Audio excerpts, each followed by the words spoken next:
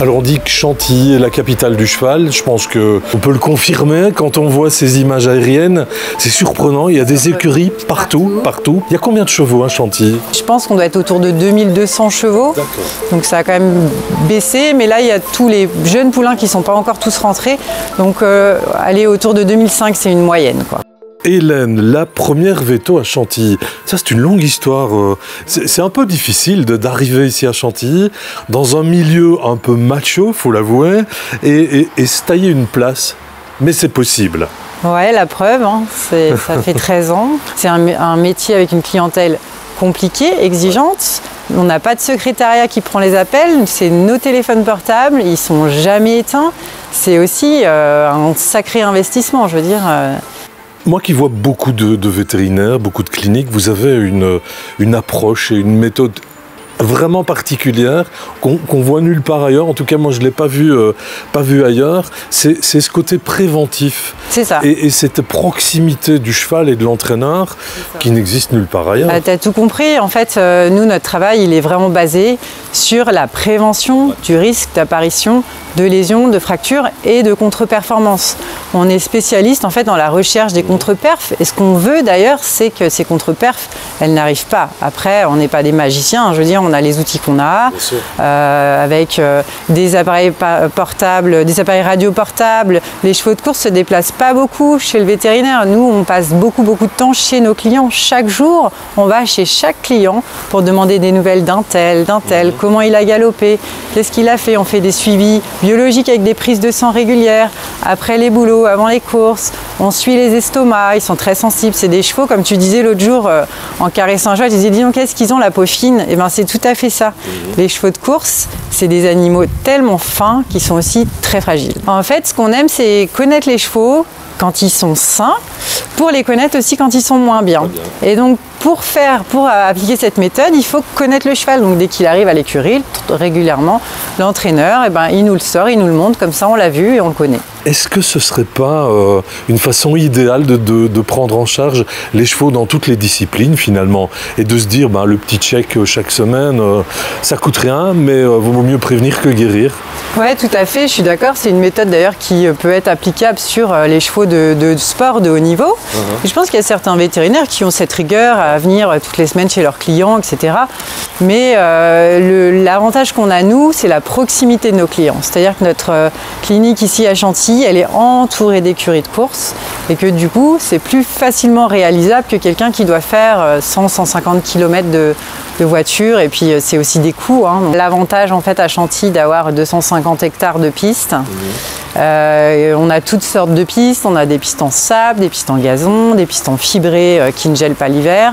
On a même une piste en copeaux, donc les entraîneurs ici à Chantilly sont quand même un outil pour travailler qui est vraiment de haut niveau. C'est le plus gros centre d'entraînement d'Europe quand même. Donc. Ça semble intéressant de parler de la qualité du sol et de l'impact de la qualité du sol sur les traumatismes qui peuvent survenir chez les chevaux. Oui, tout à fait. Tu as pointé encore une fois le bon argument. En fait, là, on est au mois de mars, on sort d'une période d'un mois sans une goutte d'eau, donc sans arrosage naturel.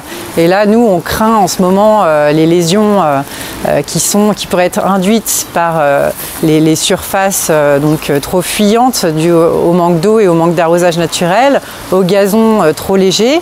Donc là, il a plu cette nuit. Je pense que tous les entraîneurs se frottent les mains et sont rassurés. Mais bon, il faudrait qu'il y en ait encore un peu parce que dans un sol trop fuyant, trop profond, on va avoir des problèmes de tendons. Sur un gazon trop léger, on va avoir des fractures, toutes les lésions osseuses. Quelle est la qualité de sol idéale ? Que ce soit pour les galopeurs ou pour les chevaux en général. Après, je pense que ça dépend de la discipline. Nous, on est sur la vitesse. Donc, il faut que les pistes soient irréprochables et surtout qu'elles soient homogènes. Donc, dès qu'il y a sécheresse, les pistes sont plus homogènes.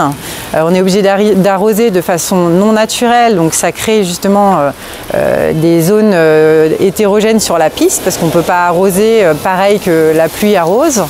Et c'est là que c'est dangereux. Quand c'est arrosé en surface, mais que c'est très dur le pied ne peut pas s'enfoncer et donc l'onde de choc, elle n'est pas absorbée. Et c'est là que c'est dangereux, c'est une répétition d'ondes de choc non absorbées qui va créer une lésion à terme, la répétition en fait de la fatigue, quoi. Et au plus grave des fractures? Au plus grave des fractures, il peut y avoir des catastrophes. C'est le mauvais côté du métier. Parfois on passe à côté, le cheval ne nous a pas parlé, le cheval était bien, l'entraîneur l'a couru. Et la pire des choses, c'est quand un animal s'accidente sur le champ de course. Là, c'est vraiment tragique et ça ne devrait pas arriver, hein. Vous remettez en cause votre vue, votre diagnostic, vos estimations? Ah bah oui, tout à fait, oui. Ça arrive pas souvent, mais même très rarement, c'est anecdotique, mais c'est arrivé et l'entraîneur, comme nous les vétérinaires, on se sent impliqués, hein. On a dans le bien-être animal, c'est une cause qu'on plaide à fond. Tu viens de dire un mot important, bien-être animal. Je pense que je n'ai jamais vu des chevaux aussi bien considérés. C'est exceptionnel, hein. Vraiment, j'ai jamais vu des chevaux aussi bien, cool, relax. Ça. Exactement. On voit aucun cheval nerveux dans son box. Les chevaux sortent énormément. Ouais. Ils ont des paddocks. Je suis contente que tu dises ça parce que franchement, moi je fais tous les ans une porte ouverte à la clinique. Le centre d'entraînement de Chantilly fait tous les ans une porte ouverte pour montrer aux gens, venez les voir nos chevaux de course, venez les rencontrer, venez voir s'ils sont maltraités, venez voir si... Et je pense même qu'on devrait les prendre comme modèle dans beaucoup de disciplines, hein, et même dans certains clubs, hein, où il n'y a pas autant de confort et de bien-être et de bienveillance. Et on ne parle même pas de moyens ici, hein, c'est vraiment le bien-être du cheval, c'est capital, c'est essentiel. Finalement, sur 3 jours que j'ai passé ici, j'ai vu 2 soins. Vous soignez jamais les chevaux? Alors, on les suit de façon longitudinale, on fait beaucoup d'imagerie et quand même les soins ça aide aussi à prévenir les lésions. Mais je suis d'accord avec toi qu'on fait plus de suivi que de soins, hein, évidemment, hein, et puis c'est comme ça qu'il faut que ça se passe, hein. Et c'est ça qui est admirable. Mais ça veut dire aussi que vous avez la confiance totale des entraîneurs, où vous pouvez dire feu rouge, feu vert pour le cheval, non il peut courir, non il peut pas courir, ou il est fatigué, il a besoin de repos. Exactement, voilà. C'est fondamentalement ce qu'on attend de nous. Un bel exemple de l'intégration de la médecine vétérinaire dans le milieu du sport de haut niveau, hein. Vous êtes rentré dans le groupe Altano.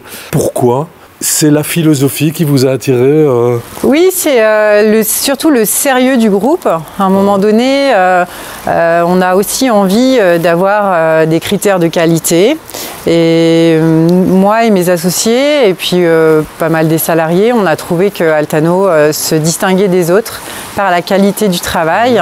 Et ça, c'est important pour nous. On passe tellement de temps sur notre lieu de travail et dans les écuries que on avait envie en fait de sécuriser un peu notre travail en passant par un gros groupe.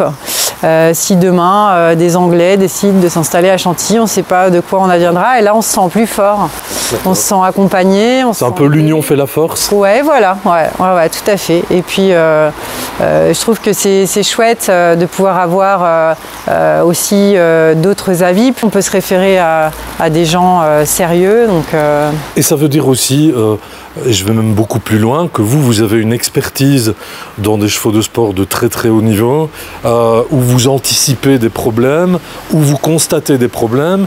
Vous pouvez transférer ces informations, ce savoir, à vos collègues Altano en Allemagne, en Hollande, en Belgique. C'est exactement à ça que sert un groupe, hein.